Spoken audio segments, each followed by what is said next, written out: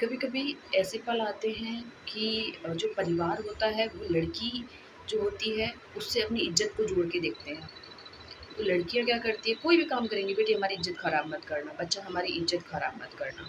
यानी कि आपने सो सारी इज्जत का जो भार है वो अपनी बच्ची को दे दिया है। सोचिए आप कि इतनी छोटी सी उम्र में आप उसको क्या बोल रहे हैं कि ऐसा काम मत करना, हमारी इज्जत खराब हो जाएगी, वैसा काम मत करना। मतलब आपकी सारी जो इज्जत है वो एक लड़की से ही जुड़ी हुई है।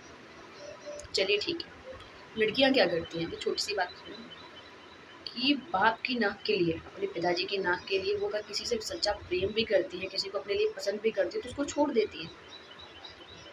फिर उनकी शादी हो जाती है, फिर क्या करती हैं, अपने घर को छोड़ देती है। फिर बच्चे हो जाते हैं, फिर अपनी जॉब को छोड़ देती है।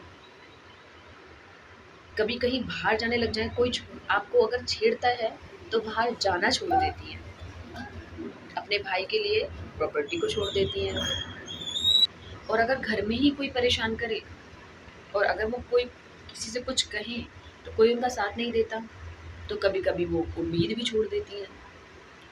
और एक अच्छी स्त्री से यह सब लोगों को एक्सपेक्टेशन होती है कि वो सब कुछ छोड़ दे, नलायस बन जाए, ना अपनी किसी बात को बोले, ना अपनी किसी भावनाओं को बताए, मर जाए, बिल्कुल शांत रहे, ना कहीं घूमने की बोले, ना कहीं फिरने की बोले, ना कोई शौक की बोले। तो लोगों को इतनी अच्छी नारी इतनी अच्छी लगती, तो फिर भी उसको जीने नहीं देते, पता है।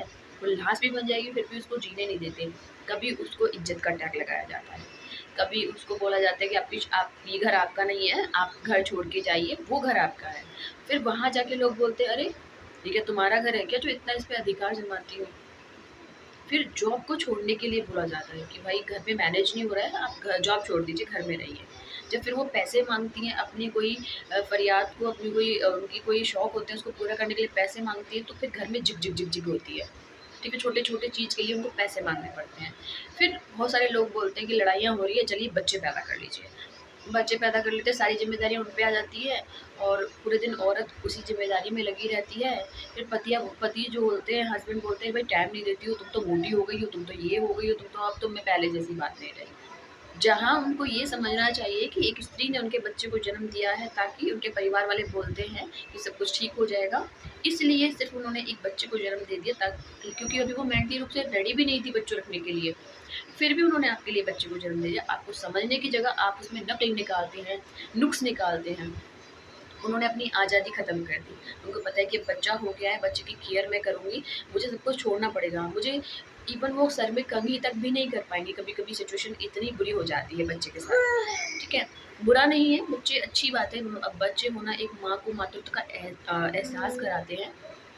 उसके बाद अगर वो कहीं बाहर जाती हैं, लेडीज़ के साथ एक प्रॉब्लम बताती हूँ, अगर उनको कोई परेशान करता है, तो मोस्टली मैंने फैमिलीज़ में देखा है, लोग बोलेंगे, "अरे!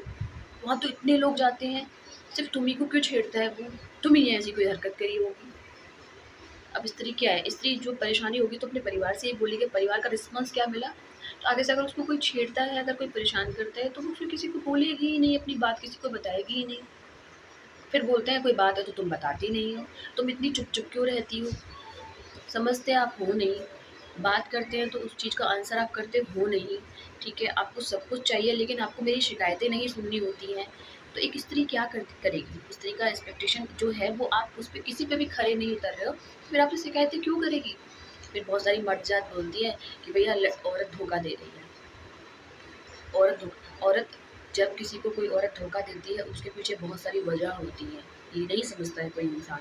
सबको एक सबको ऐसी ज़िंदगी चाहिए कि हम टाइम देंगे नहीं, हम समझेंगे है नहीं, हम केयर करेंगे नहीं, हम आपको सुनेंगे नहीं, आप हमसे प्यार करो, आप घर की केयर करो, आप हमको समझो, हम ड्यूटी से आते हैं, हमारी परेशानियाँ देखो, हम कितने दुखी हैं, हमें देखो, हम आपको समय-वमय कुछ नहीं देंगे हम आपको। और आपको एक पतिव्रता नारी बन के सिर्फ़ बच्चों को सँभालना है, गधे की तरह काम करना है, अपने बारे में नहीं सोचना, तब एक आप अच्छी बीवी हो और आप कहीं बाहर नहीं देखोगी, आप कहीं बाहर नहीं सोचोगी। हुँ, क्यों? आपने ठेका ले लिया है पूरी दुनिया को अपने हाथ में सँभाल लेने का, क्योंकि आप तो सुपर वुमन हो ना, मॉडर्न वुमन हो आप सब कुछ कर सकती हो, आपके 4 हाथ है, आप बीमार नहीं पड़ सकती हो सबसे पहली बात तो। आप छुट्टी नहीं कर सकती हो दूसरी बात, आप कभी थक नहीं सकती हो तीसरी बात। तो जो पहले माँ बाप जो ढोंग करते हैं कि हमारी इज्जत को बचा के रखना, फिर ये घर बेटा आपका नहीं, आप पराया धन हो। फिर जो पतिदेव बोलते हैं कि ये घर क्या तुम्हारा है, हर चीज़ तुम्हें चाहिए, हर चीज़ में तुम इतना हक जमाती हो, ठीक है। फिर भाई बोलता है बहन प्रॉपर्टी मतलब प्रॉपर्टी को छोड़ दो प्लीज़। भाई को डर रहता है कहीं बहन प्रॉपर्टी ना ले ले, ठीक है। बाहर के समाज में जब औरतें छेड़ी जाती हैं, फिर घर आके वो शिकायतें करती हैं, वो शिकायतें भी आपको नहीं चाहिए होती है। ये सब ड्रामेबाजी बंद कर दो और ये कहना बंद कर दो कि औरतें चाँद पर पहुँच गई हैं। चाँद पर बेशक पहुँच गई है, लेकिन अभी भी आपने उसको इतनी स्वतंत्रता नहीं दी, हर औरत चाँद पे नहीं पहुँची अभी भी। वो तो ज़मीन से भी नीचे हैं अभी। तो ये मत बोलें कि बेटी मेरी इज़्ज़त तुम्हारे हाथ में है। आई होप मैं क्या बोलना चाह रही हूँ आपको समझ में आ गया होगा। नारी सशक्तिकरण की बात करते हैं तो उसके अर्थ को भी समझें।